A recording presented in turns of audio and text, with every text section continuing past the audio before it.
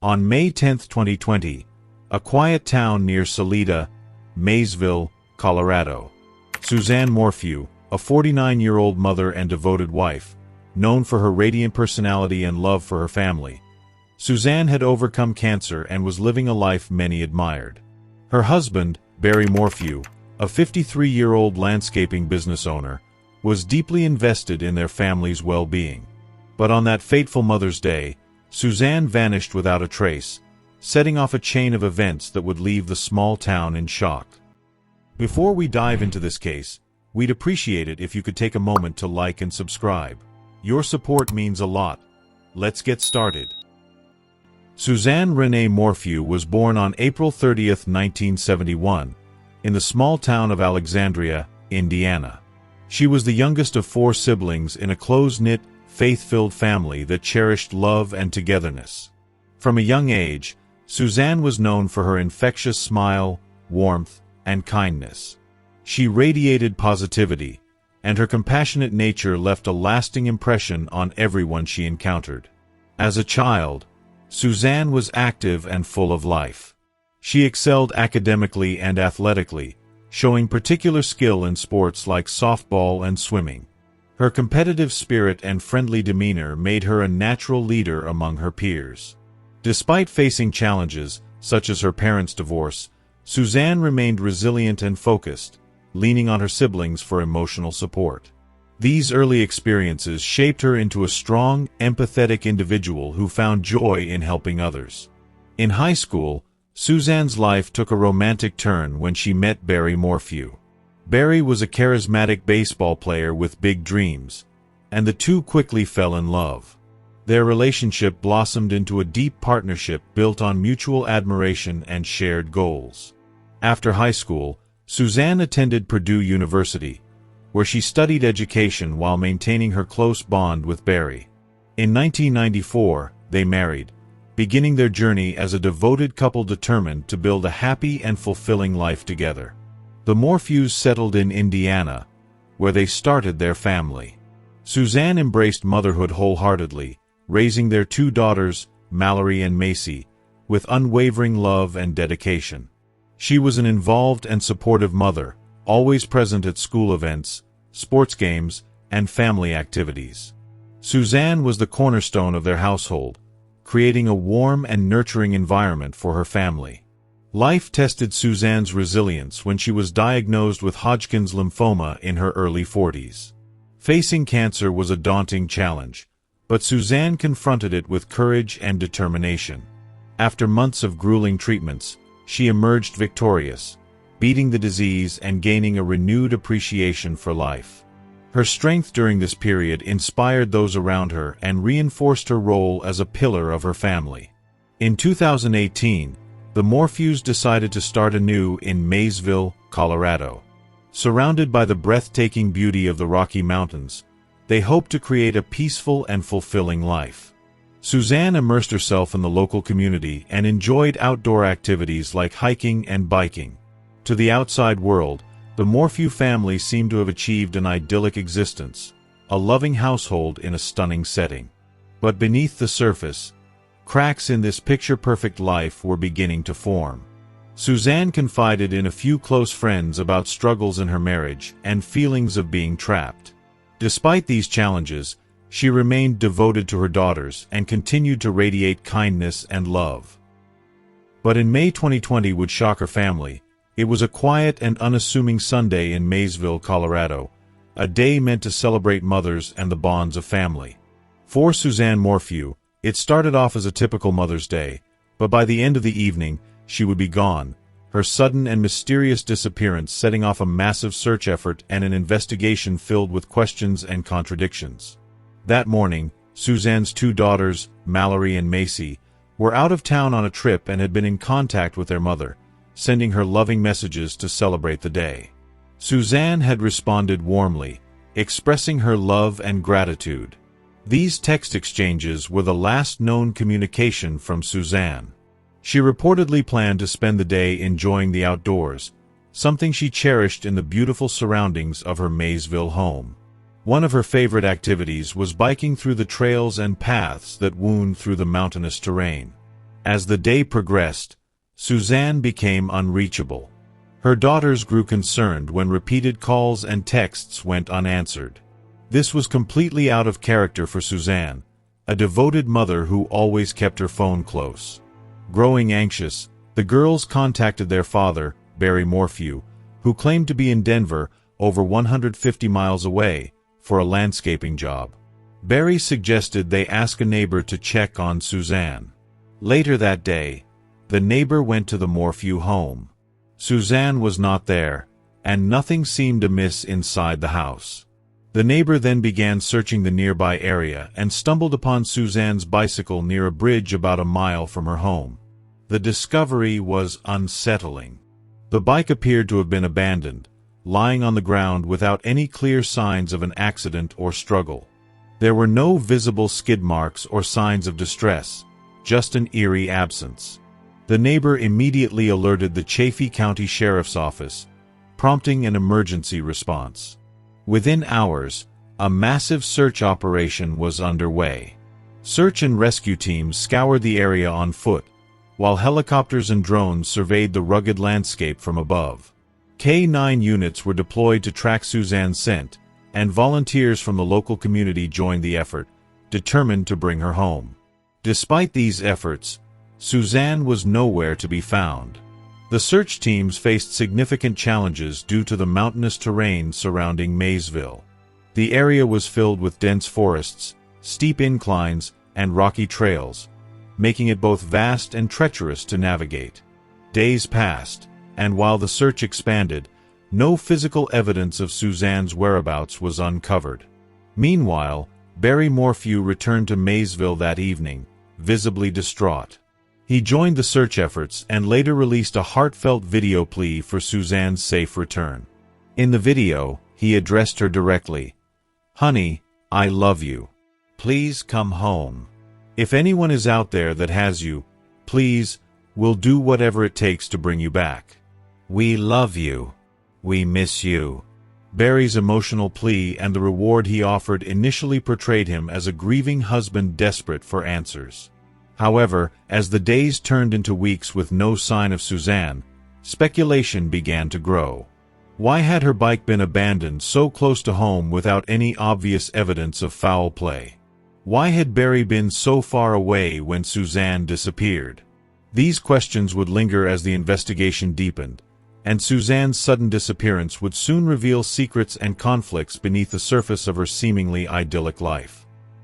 In the immediate aftermath of Suzanne Morphew's disappearance, Barry Morphew, her husband of over 25 years, appeared as the heartbroken and desperate spouse. Publicly, Barry portrayed himself as a man devastated by the loss of his wife, actively participating in the search efforts and pleading for Suzanne's safe return. However, as the investigation progressed, cracks began to form in this portrayal, leading law enforcement and the public to question whether Barry was the grieving husband he claimed to be, or if he knew more about Suzanne's fate than he was letting on. Barry Morphew's initial reaction to Suzanne's disappearance seemed genuine. Upon being notified by his daughters that Suzanne was missing, Barry, who claimed to have been in Denver for a landscaping job on Mother's Day, rushed back to Maysville. Later that week, he released a video plea, addressing Suzanne directly and imploring her to come home. In the video, he stated, "Honey, I love you. Please come home. If anyone has her, we'll do whatever it takes to get her back." This emotional appeal garnered sympathy and placed Barry in the spotlight as a grieving husband searching for answers. However, behind the scenes, investigators were already scrutinizing Barry's actions. Early on, law enforcement noticed inconsistencies in his statements and behavior. Barry claimed he had left for Denver early on May 10, 2020, for a landscaping job, a trip that would have taken him over 2 hours away from their home. Yet, GPS data from Barry's truck revealed unusual activity on the morning Suzanne went missing. His vehicle had made several stops in and around the vicinity of the family home, including at locations where trash was later disposed of. These stops raised suspicion. Investigators questioned whether Barry had been discarding evidence. Surveillance footage from various dumpsters further complicated his alibi, as it showed him depositing items, though none of the contents were recovered. Additionally, Barry's explanation for these stops often seemed vague or unconvincing. Adding to the growing list of concerns, investigators noted Barry's reluctance to cooperate fully with their inquiries. He allegedly tampered with potential evidence, including a security system at their home. Some of Suzanne's close friends also reported that Barry had displayed controlling behavior during their marriage, adding another layer of complexity to the case. As the investigation deepened, the discovery of Suzanne's texts and her private affair with a former high school friend revealed tensions in the Morphew marriage. Suzanne had been planning to leave Barry and had confided her unhappiness in her lover, Jeff Leibler. Barry, investigators theorized, may have discovered these plans and acted in a fit of rage. Despite the mounting circumstantial evidence, Barry consistently denied any involvement in Suzanne's disappearance. He maintained his innocence, stating that he loved his wife and had nothing to do with her vanishing. As the investigation into Suzanne Morphew's disappearance deepened, it uncovered a series of hidden truths that painted a picture of a woman struggling with profound personal and marital challenges. These revelations, which emerged through texts, phone records, and interviews, provided crucial context to Suzanne's state of mind in the months leading up to her disappearance and introduced new theories about what might have happened to her. Suzanne Morphew, outwardly seen as a devoted mother, cancer survivor, and vibrant member of her community, was quietly battling emotional turmoil in her marriage to Barry Morphew. Investigators discovered that Suzanne had confided in close friends and family about her unhappiness, describing her relationship with Barry as controlling and strained. Over the years, Suzanne reportedly felt increasingly isolated, struggling to reconcile her desire for independence with the dominating presence of her husband. One of the most shocking discoveries was Suzanne's secret, 2-year-long affair with a man named Jeff Leibler, a former high school friend. Their relationship had reignited over social media and had grown into a deeply emotional and romantic connection. Through clandestine texts, phone calls, and WhatsApp messages, Suzanne shared her feelings of entrapment in her marriage and her hopes for a new beginning with Jeff. She confided in him about her plans to leave Barry, describing her relationship as done. These exchanges offered a glimpse into Suzanne's inner world and the choices she was grappling with. Investigators found messages where Suzanne expressed her longing for freedom and her dreams of starting over. For Suzanne, Jeff represented an escape from a life she felt trapped in, a life where she had been living for others rather than herself. The affair was a closely guarded secret, one Suzanne managed to keep hidden even as she lived under the same roof as Barry. However, investigators suspected that Barry may have discovered or suspected her infidelity. Evidence suggested that Barry was aware of Suzanne's unhappiness and her growing distance from him. This knowledge, combined with Suzanne's plans to leave, could have provided a motive for foul play. In addition to her marital struggles, Suzanne was dealing with health challenges. Having survived Hodgkin's lymphoma twice, she was a fighter. But the emotional toll of her illness, combined with the pressure of keeping her affair secret and planning a significant life change, likely weighed heavily on her. These revelations drastically shifted the trajectory of the investigation. They provided law enforcement with a clearer motive to scrutinize Barry's actions. Investigators theorized that Suzanne's plans to leave, her affair, and the tensions within her marriage could have escalated into a tragic confrontation. For Suzanne's friends and family, these discoveries were both heartbreaking and illuminating. They revealed the complexity of Suzanne's life and the hidden struggles she had endured. Yet, they also deepened the mystery surrounding her disappearance, leaving many to wonder if these secrets ultimately sealed her fate. Almost a year after Suzanne Morphew's disappearance, the case took a dramatic turn on May 5, 2021, when Barry Morphew, Suzanne's husband of over 25 years, was arrested and charged with first-degree murder, tampering with evidence, and attempting to influence public officials. This development shocked the nation and left many grappling with the possibility that the man who had publicly pleaded for his wife's safe return might have been involved in her death.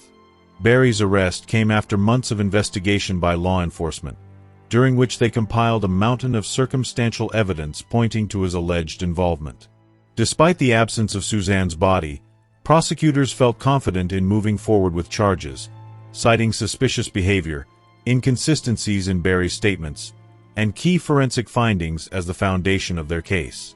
One of the primary pieces of evidence against Barry was GPS data retrieved from his truck. This data showed unusual activity on May 10, 2020, the day Suzanne went missing. Early that morning, Barry's truck was recorded making several stops at dumpsters across various locations. These stops, investigators argued, were part of an attempt to dispose of incriminating evidence. Additionally, Barry's phone data showed erratic movements around the Morphew home, which prosecutors claimed were inconsistent with his alibi of being in Denver for a landscaping job. Further raising suspicion was Barry's behavior in the immediate aftermath of Suzanne's disappearance. According to investigators, Barry was uncooperative at times, offering conflicting accounts of his actions and refusing to take a polygraph test. He also reportedly attempted to manipulate the narrative by influencing witnesses and law enforcement officials. For example, Barry claimed that Suzanne had likely been attacked by a mountain lion or abducted while riding her bike, theories investigators found implausible given the lack of evidence supporting either scenario. Prosecutors also pointed to the deteriorating state of Barry and Suzanne's marriage as a potential motive for murder. Text messages and testimony from Suzanne's close friends revealed that she had been planning to leave Barry, a decision she had confided to him shortly before her disappearance. This, coupled with the revelation of Suzanne's secret affair, suggested that Barry may have acted out of anger or desperation to prevent her from leaving him. During Barry's initial court appearances, his defense team staunchly denied the allegations, arguing that the prosecution's case was built entirely on circumstantial evidence. They highlighted the lack of physical evidence, such as DNA or eyewitness accounts, tying Barry directly to Suzanne's disappearance. The defense also introduced the possibility that Suzanne had fallen victim to an unidentified assailant, citing DNA from an unknown male found in her car as a potential lead. Barry's arrest marked a turning point in the case, but it also underscored the challenges of prosecuting a murder without a body. While some saw his arrest as a step toward justice, others questioned whether the evidence was strong enough to secure a conviction. As Barry awaited trial, Suzanne's family remained divided. Her daughters, Mallory and Macy, continued to support their father, maintaining his innocence, while other family members, like Suzanne's brother Andrew Mormon, expressed hope that the arrest would bring closure. The arrest of Barry Morphew cast a long shadow over the case, raising as many questions as it sought to answer. Would justice for Suzanne finally be served, or would the lack of concrete evidence leave her family and friends without resolution? The answers remained uncertain, but the stakes could not have been higher. Barry Morphew's defense team approached the case with a singular focus: to dismantle the prosecution's largely circumstantial narrative and prove that there was no definitive evidence linking Barry to Suzanne's disappearance. From the outset, the defense argued that the charges against Barry were speculative at best and heavily reliant on theories rather than facts. One of the defense's primary points was the absence of a body. Without Suzanne's remains, there was no definitive evidence to confirm her death, let alone prove that Barry was involved. They emphasized that murder charges typically rely on physical evidence such as a weapon, DNA, or eyewitness testimony, none of which were present in this case. The lack of forensic evidence became the cornerstone of their argument. The defense team also highlighted DNA evidence found in Suzanne's car. Tests revealed DNA belonging to an unknown male, which matched a convicted sex offender. This revelation raised the possibility that Suzanne had fallen victim to an unrelated third party. The defense used this to argue that investigators had prematurely focused on Barry, potentially ignoring other viable leads. Barry's defense also addressed the GPS data and other evidence that the prosecution had used to suggest his guilt. While the prosecution claimed Barry's movements on the day of Suzanne's disappearance were suspicious, the defense countered that these could be explained as routine activities related to his landscaping business. For instance, the multiple stops Barry made at dumpsters could have been ordinary work-related tasks rather than attempts to dispose of evidence. Another key element of the defense's strategy was Barry's behavior following Suzanne's disappearance. While the prosecution portrayed him as uncooperative and evasive, the defense painted a different picture. They argued that Barry's refusal to take a polygraph test was not indicative of guilt but rather a distrust of the process. Additionally, they highlighted his public appeals for Suzanne's safe return and the $100,000 reward he offered as evidence of his genuine concern. The defense also addressed the allegations of a troubled marriage, admitting that Barry and Suzanne faced difficulties but insisting that this was far from unusual in a long-term relationship. They argued that the prosecution's reliance on Suzanne's affair and her desire to leave Barry was speculative and insufficient to establish a motive for murder. In April 2022, just as the trial for Barry Morphew was about to begin, the case took an unexpected and dramatic turn. Prosecutors, who had spent a year building their case against Barry, abruptly filed a motion to dismiss all charges against him. The announcement shocked the nation, leaving many to question how such a high-profile case, built on claims of murder and tampering with evidence, could unravel so completely. The dismissal stemmed from an inability to locate Suzanne Morphew's body, a crucial piece of evidence that could have provided definitive answers. The prosecution admitted that their case relied heavily on circumstantial evidence and lacked the solid forensic proof needed for a conviction. They stated that they believed Suzanne's remains were buried under snow in a remote, mountainous area near Maysville, Colorado. However, due to the harsh winter conditions, the search efforts had been hindered. Without her remains, prosecutors felt they could not meet the burden of proof required for a first-degree murder conviction. This development was a significant blow to Suzanne's family and friends, who had been holding out hope for closure. Suzanne's brother, Andrew Mormon, expressed frustration, claiming the justice system had failed his sister. Andrew, who had organized extensive searches for Suzanne, remained vocal about his belief in Barry's guilt. He vowed to continue seeking answers, stating that Suzanne deserved justice regardless of the legal challenges. Barry Morphew, on the other hand, expressed relief. Having spent nearly a year under the shadow of murder allegations, his legal team celebrated the dismissal as vindication of his innocence. Barry's attorneys claimed the charges were the result of a rushed investigation that had unfairly targeted him from the beginning. They pointed to the lack of direct evidence as proof that their client had been wrongfully accused. Despite the dismissal, prosecutors left the door open for potential future charges. They emphasized that the investigation into Suzanne's disappearance remained active and ongoing. If new evidence were to emerge, particularly if her remains were found, the case could be reopened. However, for the time being, Barry was a free man, and the legal proceedings against him came to an end. This sudden turn of events left the public divided. Supporters of Barry viewed the dismissal as a sign of his innocence, while others believed it was a miscarriage of justice, with a guilty man walking free due to a lack of evidence. The unresolved nature of the case added to its notoriety, cementing Suzanne Morphew's disappearance as one of Colorado's most haunting unsolved mysteries. For Suzanne's daughters, Mallory and Macy, the dismissal brought no relief. They had lost their mother under tragic and mysterious circumstances and were now left with more questions than answers. The emotional toll of the case weighed heavily on them, as they struggled to reconcile the love they had for their father with the lingering suspicion surrounding his role in their mother's disappearance. More than 3 years after Suzanne Morphew's disappearance, the case remains unsolved. Theories abound. Was Suzanne the victim of domestic violence? Did her affair lead to a confrontation that turned deadly?